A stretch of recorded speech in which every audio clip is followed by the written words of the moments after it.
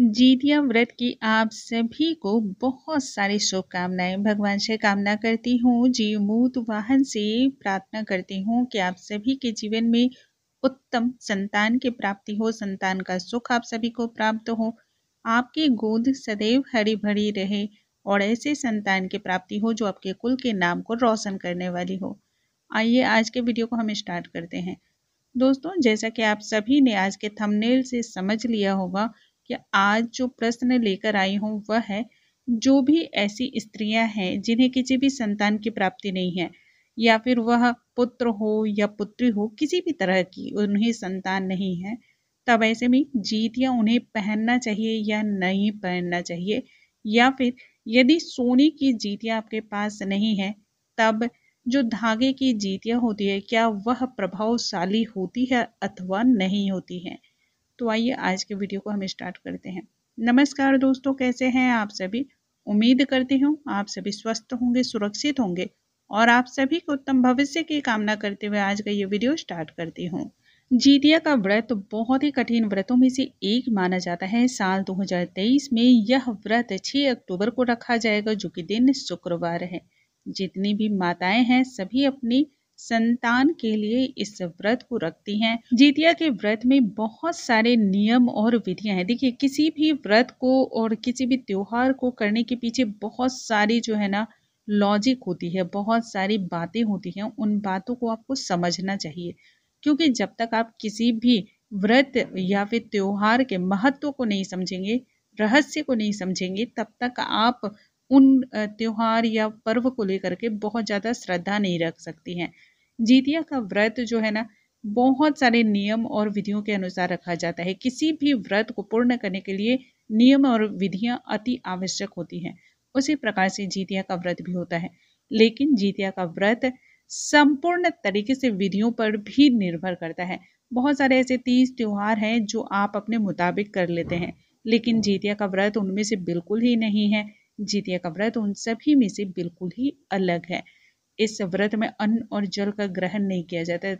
देखिए, तीज के व्रत में भी, जो कि हरितालिका तीज होता है ना, उस दिन भी अन्न और जल ग्रहण नहीं किया जाता है। लेकिन जो भी माताएं बीमार होती या फिर किसी भी कारणवश वह ऐसा लगता है कि बिना पानी के नहीं रह सकती हैं, तब ऐसे में एक विधान बनाया गया है, पशु के समान हो करके आप पानी को ग्रहण कर सकते हैं, है ना। लेकिन जीतिया में यह भी नहीं है, यह भी नियम नहीं है। ऐसे में आप सभी समझ सकते हैं कि इस व्रत में कितने कठोर नियम का पालन करना पड़ता है। अब ऐसे में महिलाओं के मन में ज्यादातर इस तरह का प्रश्न आ रहे हैं। देखिए, हमारे पास 3 ऐसे प्रश्न आए हुए हैं कि वह स्त्रियां मां नहीं है, यानी कि उन्हें किसी भी संतान की फिलहाल प्राप्ति नहीं है, और वैसे में वह जीतिया को पहनना चाहती हैं, तो पहनना सही है अथवा नहीं। शायद आप में से बहुत सारी महिलाओं के मन में यह प्रश्न होंगे, तो उन सभी को आज का यह जवाब जरूर सुनना चाहिए। तो दोस्तों, जिन भी माताओं की, जिन भी महिलाओं की किसी भी संतान की प्राप्ति नहीं है, यानी कि उस महिला को अभी ना तो पुत्र रत्न प्राप्त हुए हैं और ना ही कन्या रत्न की प्राप्ति हुई है, उन सभी को जीतिया नहीं पहनना चाहिए। देखिए, जो जीतिया बाबा होते हैं, जीतिया माता होती हैं, जीमूत वाहन बाबा होते हैं, उनकी पूजा आप कर सकते हैं, लेकिन जीतिया नहीं पहना जाता है। जीतिया तभी पहना जाता है जब संतान की प्राप्ति होती है, क्योंकि जीतिया हम तभी पहनते हैं जब जितने संतान होते हैं उतनी जीतिया हम उसमें लगाते हैं। सोने की जो जीतिया बनती है, यदि आपके 2 संतान है तो उसमें 2 सोने की जीतिया बनी हुई होती है। 3 होते हैं संतान तो 3 सोने की जीतिया बनी हुई होती है ना। देखिए, बहुत सारे लोगों के यहाँ यह भी है कि अगर पुत्र है तो सोने की जीतिया और अगर पुत्री है तो चांदी की जीतिया। मैं ये नियम नहीं मानती हूँ। आपकी अपनी अपनी इच्छा है, क्योंकि चाहे पुत्र हो या पुत्री, सभी को जन्म देने में एक माँ को उतना ही कष्ट सहन करना पड़ता है। इसलिए मेरे लिए तो ये नियम नहीं है। बाकी आप अपने यहाँ के नियम को फॉलो कर सकती हैं। हमारे लिए एक ही चीज है, पुत्र हो या पुत्री, सभी के लिए एक ही नियम को धारण करना चाहिए। यदि आप चांदी की जीतिया बनवा रहे हैं तो बेटे के लिए भी चांदी की जीतिया बनवाएं, और यदि आप सोने की जीतिया बनवा रही हैं तो पुत्र के लिए भी आप सोने की जीतिया ही बनवाएं। दूसरा, अब जान लेते हैं कि यदि आपके पास सोने की जीतिया नहीं है तो क्या धागे को पहनना सही है।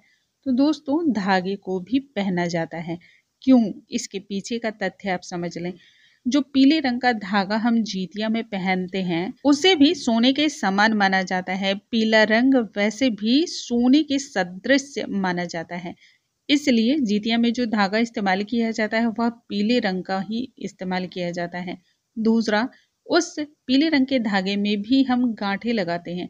जितनी जिसकी संतानें होती है ना, वह माताएं उतनी की संख्या में उस पीले रंग के धागे में गांठ लगाती हैं। यदि किसी भी महिला की एक संतान है तो वह एक गांठ लगाती हैं।